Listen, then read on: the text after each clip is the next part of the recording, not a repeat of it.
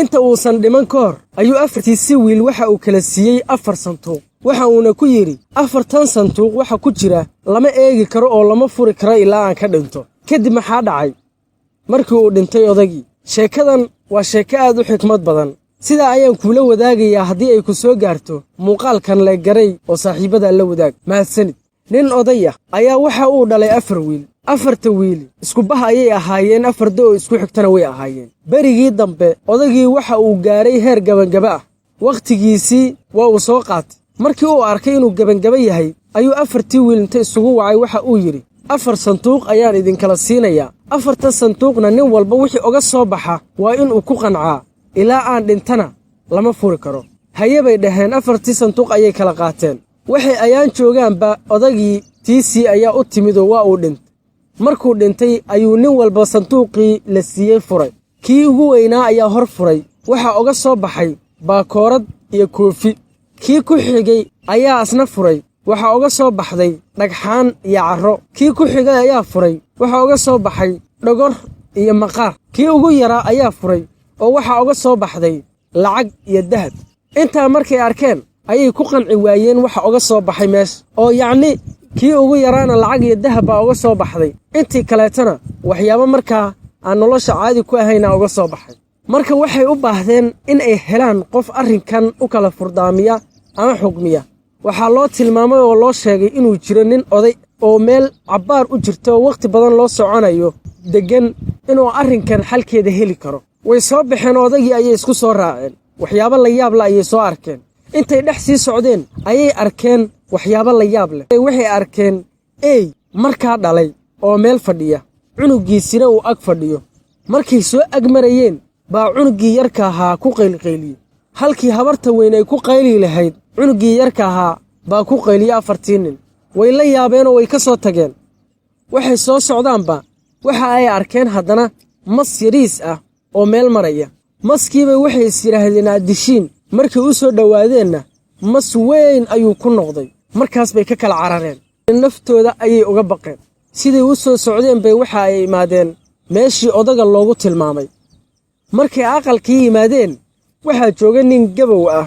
oo duq ah oo aan waxba qabsan karin ayaa jooga waxay u maleeyeen ninkii odaga ahaa markaas bay ku yidhaahdeen hebel miyaa tahay waxa uu yidhi maya maahi hebel waa aabbahay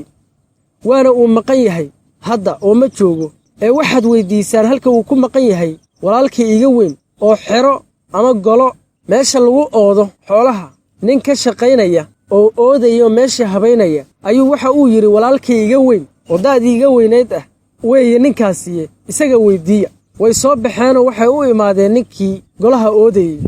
oo xerada samaynayey markaas bay waxay ku yidhaahdeen hebel ayaan u baahannahay markaasba waxa uu ku yidhi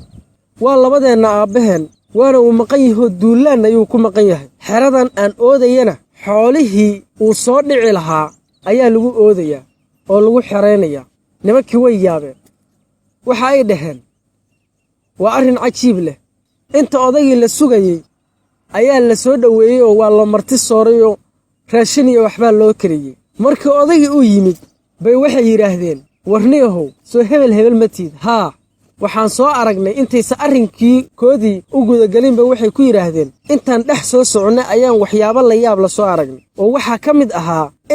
markaa dhalay oo cunugiisi nagu qaylqayliyayo habartiina ay naga aamusan tahay maxay ka dhigan tahay waxay ka dhigan tuhuu yidhi ilmaha ma aragteen ilmo yar oo insaan ah marka ay waalidkood la socdaan isku maleeya in ay waalidka ka khabiirsan yihiin ee wax kastaba waalidka uga horreeya ixtiraamna aan lahayn sidaa ayay ka dhigan tahay waa ta koowaad tii labaad ayay u sheegeenoo waxa ay yidhaahdeen waxaan aragnay mas yariis ah markii aan isnidhi addishiin oo aan soo aadnana waxa uu nagu noqday mas weyn innaga ayaaba nafteenna uga baqnay markaasbuu waxa uu ku yidhi xumaanta weeyo xumaanta marka aad gelayso waa ay kula yar tahay markii aad dhex gashana waa ay kula weynaanaysaa oo waxaad dareemaysaa culays aad u fara badan sidaas ayay ka dhigan tahay buu yidhi labadan la yaab ee aad soo aragteen markaas bay tiisii weyddiiyeenoo waxa ay yidhaahdeen arrinkan adigaaba qiso miiran ahe maxay tahay cunugaagii ugu yaraa labadaada wiil waa gabow kii ka weynaana waa ninka aan meelahan dhaafi karin adigii oo nin odayahoo labadooda dhalayna waa kaas waa adigaa duulaan tegaya oo meelo fogfog ka imaanaya maxaa sababay waxa uu ku yidhi anigu marti hadday ii timaaddo heerkan waxaan ku soo gaaray haddii ay marti ii timaaddo waxa aan samayn jiray waxa ii yaalla iyo xoolaha aan haysto ayaan martida ku soori jiray oo aan ku soo dhowayn jiray oo sadaqo ahaan ayaan u niyeysan jiray wixii ka soo harana aniga iyo carruurtayda ayaan cuni jirnay anugu heerkaas ayaan ku soo gaaray labadayda wiil midka weynna markay marti u timaaddo waxa guriga u yaal ayuu laba u kala dhigi jiray barna waxa uu siin jiray martida barna waxa uu siin jiray carruurtiisa iyo xaasaskiisa isagana xoogaa baraka ayaa ku jirto heerkaas ayuu ku soo gaaray waxaa kuu soo haray ninkan gabowga ah ee meeshan jiifa martidu markay u timaaddo carruurtiisa iyo xaasaskiisa ayuu dherjin jiray wixii ka soo hara ayuu martida siin jiray sidaa ayuu barakala'aan u yahayoo ninkan waxba uma cayman ayuu yidhi intaa markuu u sheegay ayay qisadoodii oga warrameen oo waxa ay yidhaahdeen aabbaheen intuusan dhiman 4 sanduuq ayuu nooga tegey nin walba sanduuq ayuu siiyey waxa uuna yidhi markaan dhinto kadib ayaad furi kartaan haddaan kala furnana ninkii koowaad waxaa uga soo baxay koofi iyo bakoorad kii labaad waxaa uga soo baxay dhagxaan iyo carro kii saddexaad waxaa uga soo baxay dhogor iyo maqaar kii afaraadna oo kii ugu yaraa ah waxa uga soo baxay lacag iyo dahab waxa uu yidhi kan waxaa lagu fasiri karaa ninka koowaad ee ugu weyn